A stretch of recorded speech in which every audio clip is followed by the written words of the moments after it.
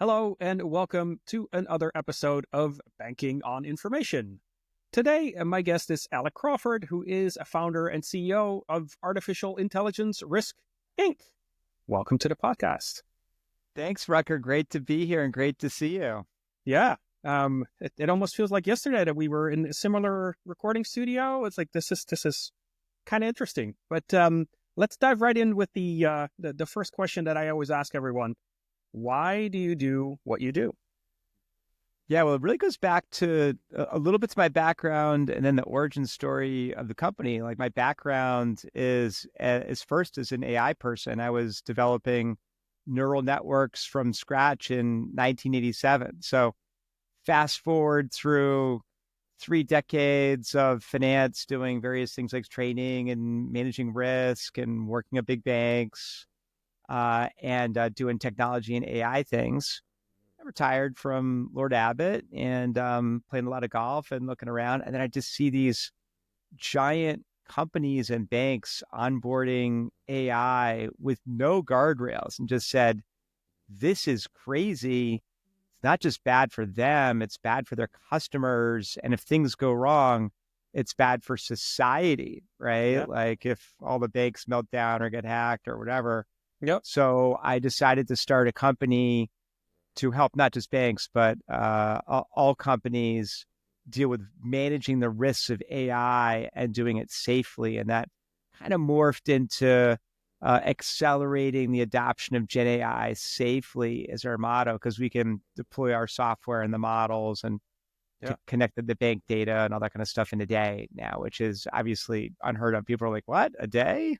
Yeah. So you are a techie at heart and were for a long time, but you're passionate about making sure that we don't go off the rails with this new AI wave that we're in and that we're doing it safely. So that is a great why. Now, how does that translate into what you do? Can you describe kind of like what the main use cases are of what you do for your customers? So think about what would happen at your company or your bank if all of a sudden you said, we're just not going to do any of that cybersecurity stuff. Who needs that? We don't need firewalls and virus detectors or that. We're fine. We'll be fine, right? Like, no, that's a disaster. Yeah. Right? You'd be out of business in less than a day. So that's how important it is. We're not quite there yet with Gen AI. In other words, if you don't have cybersecurity, you're not dead yet. Yeah. Maybe soon. You're going to need cybersecurity for Gen AI. So how we do it is we take the models themselves, whether it's Llama 3 or OpenAI or whatever, deploy them on-prem or on a company's private cloud, deploy our software, connect that together, create the compliance database, hook into Outlook and Teams and document storage and SQL databases and third-party APIs, and you're kind of off and running with a front end and an agent building system, and all of it gets covered by our kind of governance, risk management, compliance, and cybersecurity platform. Think about it as like the operating system for AI that will keep you safe and allow people to do certain things with AI and others to do different things with AI. So making sure that you have one kind of central location where you keep tabs on everything that's happening and making sure that there's no big risks getting out of hand. So you want to have the management center, that's your platform. Exactly, the operating system for AI. And if you think about governance, like what does governance mean, right? So part of it is, what are you going to allow people to do with AI? Because there may just simply be something at a company where it's like, we're never going to do that with AI. So for example, maybe you want a rule that says we're never going to rewrite Rutger's performance review with AI. Right? That could be a rule, right? But how do you enforce that? Like, how do you make sure that's going to happen? Well, partly it's upfront. You create these AI agents that do different things. And you might have one that's social media content agent, but you can also tell that agent, hey, don't write performance reviews, right? And then, by the way, you're tracking everything that happens in AI with our centralized compliance and audit tool. And in that, you can have on a monthly basis, the compliance team go in and say, hey, has anybody been writing performance reviews with AI? And hopefully the answer is no, if that's something that's not allowed in your system. That's a great example. Now, when you talk to your customers, how do they describe the value that they get from working with you and from working with the platform? Yeah, so part of it's hidden value, right? Meaning they're getting the governance and the risk management and cybersecurity, which is always kind of hidden. And also the compliance stuff is kind of hidden too, right? Because most people are never going to see that. Yep. Compliance team, the admin team, the legal team, your CEO may be getting reports or whatever. So there's value to them in that, kind of being able to observe what's happening and do things like, hey, what are the top 10 questions being asked? Like, how much money am I spending on tokens? What's the top agent? Who's the top users? Like, that's all important information for management to have, but most people are never going to see it. So I think a lot of the value comes from our agent building capabilities and also the cybersecurity around those agents. Everyone is saying agentic AI and AI agents and things like that. We've been doing this for years at this point. And the agent part's important. The security part's super important. Because if all of a sudden, let's take an example. I create an agent that can make a loan, right, at my bank. Well, what happens if that gets out in the wilds or everybody at my bank can use that agent? That's a disaster, right? So you need to have security around that. Who can use that agent? What's the agent allowed to do? What data can it access? Things like that. Those are all things that we do. So I think part of the value also is the effectively call it the agent app store, right? So our clients can choose from among a whole bunch of preset agents based on what business they're in. A great example is some customer service agents. They obviously need to be customized for the customer service team. They can answer questions. They can review a call and give helpful tips. And I'll tell you a story about one of our clients where they built their FAQ agent for new customer service people. Super helpful. Basically saved them somewhere between 40 and 50% of the time on a call. So call used to be 10 minutes. Now it's 5 minutes because the agents can look up the questions, the answers to questions super quickly. But then even more interesting, we created another agent where it goes back and looks at the transcripts of all the calls to customer service and says, what are customers confused about? What are the top 3 questions they're asking? They went through that, figured that out, and then they changed their bank website to address those questions on the website. Now they get half as many phone calls. So overall, 75% reduction of time on the phone, half from reducing the time on a call. And they've also reduced the number of calls by half by discovering what are customers confused about and addressing it up front.